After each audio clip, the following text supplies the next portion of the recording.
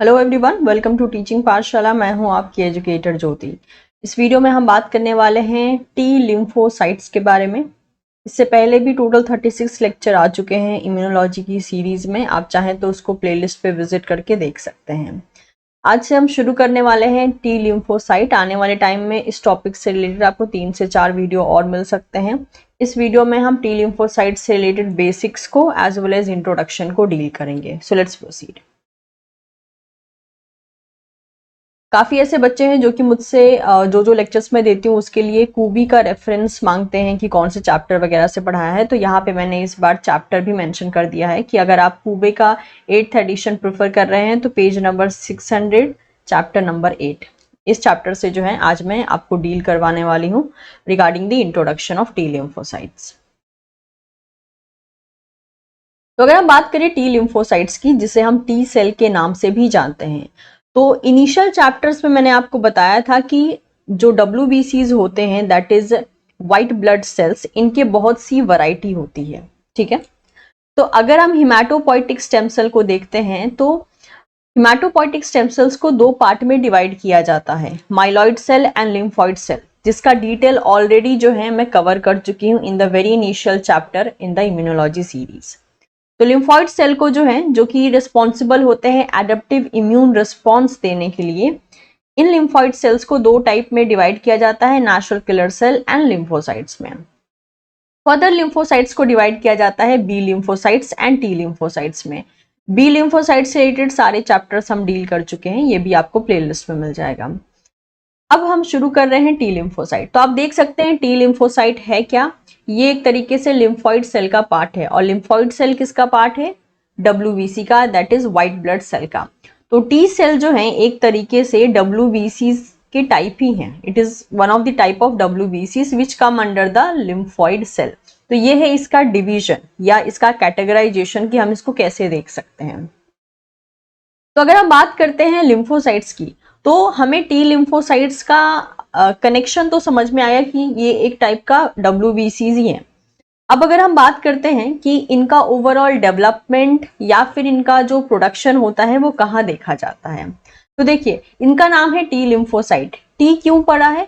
क्योंकि एक ऑर्गन होता है जिसे हम कहते हैं थाइमस। एक्चुअल में जो टी लिम्फोसाइट्स होते हैं, इनका जो जनरेशन होता है ये जनरेट होते हैं कहाँ पे? बोन मैरो में। लेकिन इनका जो मैच्योरेशन होता है, ये मैच्योरेशन के लिए क्या करते हैं? बोन मैरो को छोड़ के ये माइग्रेट हो जाते हैं थाइमस में। तो इनका मैच्योरेशन जो है आपको देखने को मिल जाएगा कि थाइमस में होता है, एंड दैट इज वाई हम इनको टी सेल या टी लिम्फोसाइट्स कह सकते हैं। अब ये देखिए, ये रहा थाइमस। ये लोकेशन आप देख सकते हैं कि ये थाइमस कहाँ पे प्रेजेंट रहता है। ठीक है, तो ये मत भूलेगा कि बी सेल जनरेट होते हैं बोन मैरो में, लेकिन अपने मैच्योरेशन के लिए ये थाइमस में माइग्रेट कर जाते हैं। अब अगर एक बेसिक आइडिया देखें कि ये टी सेल करते क्या है, तो देखिए टी सेल हमारे इम्यून सिस्टम का पार्ट है। और इम्यून सिस्टम रिस्पॉन्सिबल होता है हमें बीमारियों से प्रोटेक्ट करने में या बीमारियों से लड़ने के लिए, उसके बाद वो हमें प्रोटेक्ट करता है। तो ये जो इम्यून सिस्टम है, इसी का पार्ट है टी लिम्फोसाइट।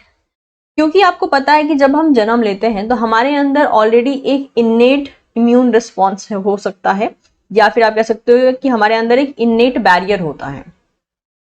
जैसे कि हमारी बॉडी पे प्रेजेंट स्किन, हमारी बॉडी पे प्रेजेंट हेयर्स, अलग अलग बॉडी में प्रेजेंट म्यूकस लाइनिंग, ये सब इन्नेट का पार्ट होते हैं, यानी हम जन्म ही उन सब चीजों के साथ लेते हैं।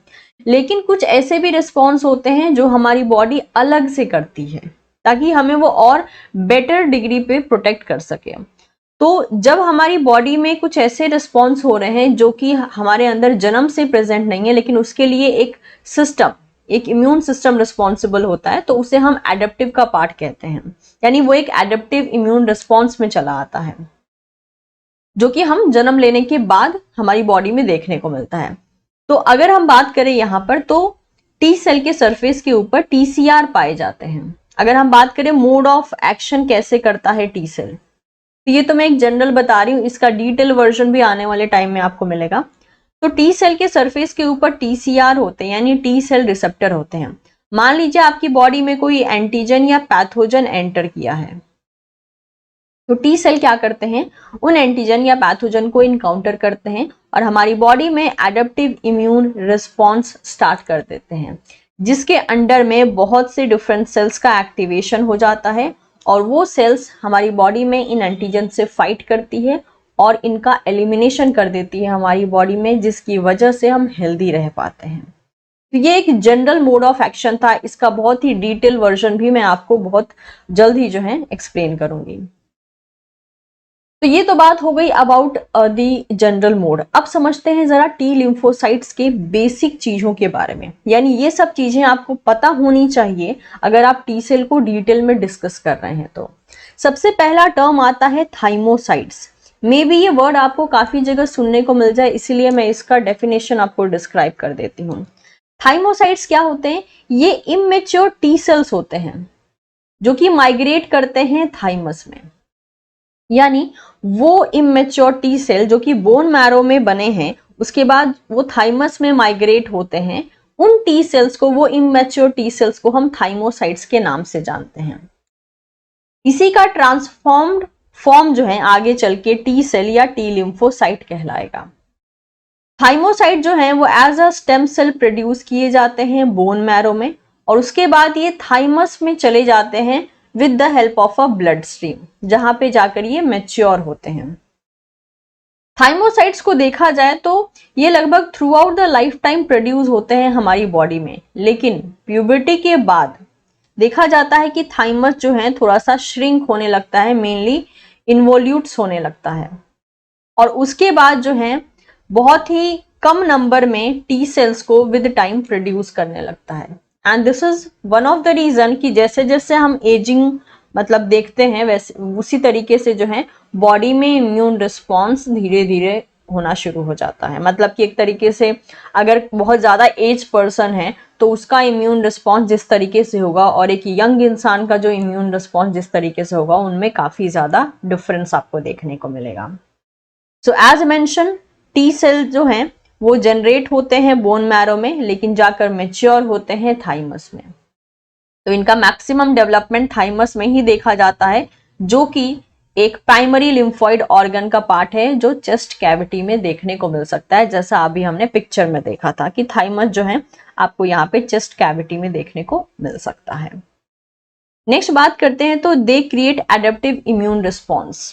एडेप्टिव इम्यून रिस्पॉन्स जो है mainly T cell and B cell के द्वारा बॉडी में प्रोड्यूस किया जाता है, जो कि एक टाइप की व्हाइट ब्लड सेल्स ही हैं जिसे हम लिम्फोसाइट्स के नाम से जानते हैं।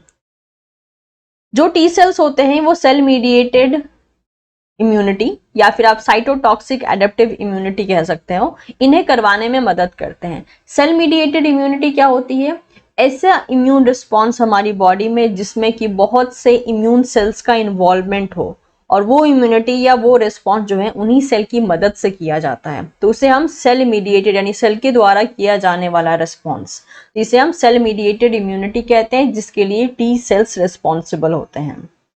टी सेल्स के पास टीसीआर होता है जो कि अलग अलग चेन के कॉम्बिनेशन से मिलकर बना हुआ हो सकता है, जिसके बारे में हम नेक्स्ट वीडियो में बात करेंगे। तो टीसीआर क्या होता है, टीसीआर होता है टी सेल रिसेप्टर, जो कि एंटीजन से बाइंड करके उसके लिए रिस्पॉन्स क्रिएट करता है और हेंस बॉडी से एलिमिनेट करवाता है उस एंटीजन को। इसके बाद जो है टी सेल के सरफेस के ऊपर टीसीआर के अलावा भी और भी बहुत से को रिसेप्टर्स पाए जाते हैं।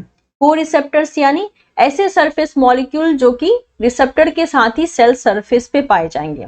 तो टी सेल के सरफेस पे आपको टीसीआर तो देखने को मिलेगा ही, लेकिन उसके साथ साथ और भी बहुत से को रिसेप्टर्स आपको देखने को मिलेंगे। ये को रिसेप्टर्स क्या हैं, जरा सा चलिए देख लेते हैं डिटेल में हम। ये जो टी सेल को रिसेप्टर्स होते हैं ये काफी वैरायटी के हो सकते हैं। मैंने यहाँ पे कुछ इंपॉर्टेंट टी सेल को रिसेप्टर को पॉइंट आउट किया है। जैसे कि आप देख सकते हैं मैंने इन जनरल एक टी सेल लिया है जिसके सरफेस के ऊपर आप सबसे पहला जो सरफेस मॉलिक्यूल देख सकते हैं वो है CD45R। CD standing for cluster of differentiation. तो इसके ऊपर जो है बहुत से को रिसेप्टर पाए जाते हैं, उनमें से पहला है CD45R। ये जो को रिसेप्टर है ये आपको बी सेल पे भी देखने को मिल सकता है। ठीक है, हमने बी सेल में भी बात की थी कि ये बी सेल के सरफेस पे भी पाया जाता है। तो CD45R आपको देखने को मिल सकता है। TCR जो कि है टी सेल रिसेप्टर, वो पाया जाता है। CD28 पाया जाता है एज अ को receptor on T cell. CD3 पाया जाता है जो कि एक्चुअल में टी सेल का मार्कर कंसिडर किया जाता है। मतलब किसी सेल को अगर आपको देखना है कि वो कौन सा सेल है, लेकिन अगर उसके सरफेस के ऊपर अगर आप एक्सपेरिमेंटल तरीके से CD3 देखते हो तो दैट इज अ कंफर्मेशन कि वो टी सेल है या टी लिम्फोसाइट है। इसके अलावा नेक्स्ट को रिसेप्टर आप देख सकते हो CD2, next is LFA1, next CD4। क्योंकि टी सेल के भी टाइप है अपने अपने, एक सेल को एक टी सेल का टाइप है TH यानी टी हेल्पर सेल, और एक टाइप है टी साइटोटॉक्सिक सेल। तो अगर ये टी सेल TH सेल है तो इस पे CD4 पाया जाएगा, ये CD4 पॉजिटिव हम कहते हैं कि ये होते हैं। और अगर ये TC सेल है तो इसके सरफेस पे CD8 पाया जाएगा। लेकिन क्योंकि हमने इन जनरल देखा है कि टी सेल के सरफेस के ऊपर कितने को रिसेप्टर्स होते हैं, तो ये सारे को रिसेप्टर्स हो सकते हैं। ऑब्वियसली इनका फंक्शन वैरी करता है, जब हम इनका इंट्रैक्शन एंड एक्टिवेशन देखेंगे तब हम इनके फंक्शंस के बारे में भी बात करेंगे कि ये सारे को रिसेप्टर क्या क्या फंक्शन करते हैं। सो एज मेंशन्ड अर्लियर कि इतने सारे जो है को रिसेप्टर्स आपको देखने को मिल सकते हैं। टी सेल का सरफेस मार्कर जो है CD3 प्रोटीन को कंसिडर किया जाता है। इसके अलावा क्योंकि मैंने अभी आपको बताया कि टी लिम्फोसाइट्स के भी टाइप हो सकते हैं, जैसे कि हो गया TH cell and TC cell. तो TH सेल या TC सेल के पास अपनी अपनी कैपेबिलिटी होती है किसी अलग प्रोटीन से बाइंड करने की on some other immune cells. जैसे कि TH सेल जो है, अगर हम बात करें ये कौन से MHC मॉलिक्यूल से बाइंड करते हैं, तो TH सेल जिसको कि हम CD4 पॉजिटिव सेल कहते हैं, ये MHC2 क्लास से बाइंड कर सकते हैं। जबकि TC सेल की अगर हम बात करें जिसे हम CD8 प्लस सेल कहते हैं, तो ये मेनली MHC1 क्लास प्रोटीन से बाइंड करते हैं, जिसे हम सरफेस प्रोटीन रिगार्ड करते हैं। तो इस तरीके से हमने टी सेल की प्रॉपर्टीज देख ली, उनके कुछ इंपॉर्टेंट कैरेक्टरिस्टिक देख लिए, और कुछ कुछ नई नई चीजों के हमने नाम भी सुने हैं। क्योंकि ये बेसिक लेक्चर था टी लिम्फोसाइट का, तो उम्मीद करती हूँ ये बेसिक आपको समझ में आ गया होगा। मैं सीरीज में जो है टी लिम्फोसाइट्स के लेक्चर अपलोड करने वाली हूँ, तो आप सीरीज में देखेंगे तो आपको टी लिम्फोसाइट कंप्लीट तरीके से समझ में आएगा। आज का लेक्चर में भी आपको इजी लगा हो, लेकिन नेक्स्ट जो लेक्चर होगा वो थोड़ा सा कॉम्प्लेक्सिटी में जाएगा। क्योंकि आज बेसिक्स कवर अप करना था, तो हमने जो है बहुत बेसिक बेसिक पॉइंट डिस्कस किया, जो कि आपके लिए नोन भी हो सकता है या अननोन भी हो सकता है। तो इन्फॉर्मेशन पसंद आया हो तो आप जो है वीडियो को लाइक कर सकते हैं। इसके अलावा ये सारी प्लेलिस्ट जो है टीचिंग पाठशाला पे ही अवेलेबल है, आप विजिट करके जो है लेक्चर 1 से भी देख सकते हैं अगर अभी तक आपने नहीं देखा हो तो मेरी कोशिश पसंद आ रही हो तो इस वीडियो को अपने दोस्तों के साथ भी शेयर कर सकते हैं। And of course don't forget to subscribe teaching Pathshala for more such useful updates. Thank you so much everyone. We'll see you soon in the next session.